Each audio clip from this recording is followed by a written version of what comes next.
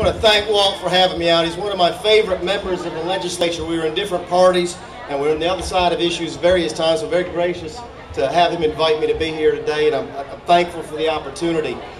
Anytime you're running against a 28-year incumbent for Congress, the first question you get asked is, why are you doing this? You know, I'm a small businessman. I enjoyed serving in the Senate. I've got 3 10-year-olds that I was raising at home. I never imagined that I would be here, but people ask me, why are you doing this?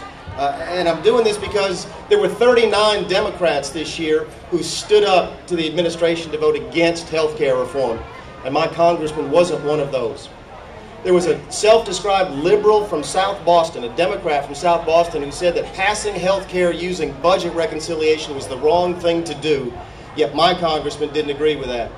There were several Democrats in the Congress who voted against health care, against the bailouts, against cap and trade, and my congressman wasn't one of those. And that's why I'm here today. My message for you all is very simple. Are there a couple of basic things that we can agree on? Are there a couple of ideas that we share in the 5th Congressional District that Republicans, Democrats, and Independents can agree on? Can we all agree that you should be able to pick your own doctor? Should we all agree that the federal government doesn't create jobs as well as the private sector? Do we all agree that our children shouldn't be saddled with debt that they didn't incur? Should we all agree that the government should at least tell us how it plans on spending our money next year? And finally, can we at least just all agree that we cannot go on spending money that we don't have?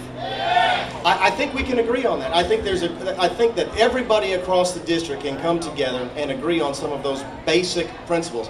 And one of the reasons I'm hopeful that we can do that is that my opponent used to agree with those things. There was a time when Mr. Spratt would have been the loudest voice against the spending that was happening in Washington, D.C. There was a time when Mr. Spratt would have been the person to say, if you can't pass a budget, you can't govern. And there was a time when Mr. Spratt would have been the strongest opponent to all of the taxing and all the spending that's going on in Washington. And I'm running because those times, quite frankly, have changed.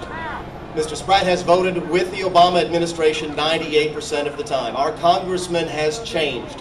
And I think in November it's time for us to change Congressman. And I hope I'm that person. Thank you very much for coming out. Thank you, Senator Mulvaney. One of my pleasures as being in the legislature is serving in the State House with a senator from House District, is it 16? 18. Our senator represents all of Newberry County, a part of Lexington, and a part of Saluda County. It's my pleasure to introduce to you your state senator, Senator Ronnie Cromer.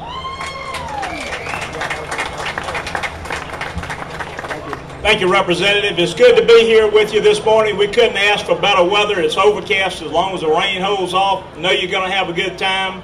Just want to bring you greetings from the South Carolina State House and let you know that I really have appreciated being your senator for the last 7.5 years and working along with Representative McLeod here in Lowell Mountain.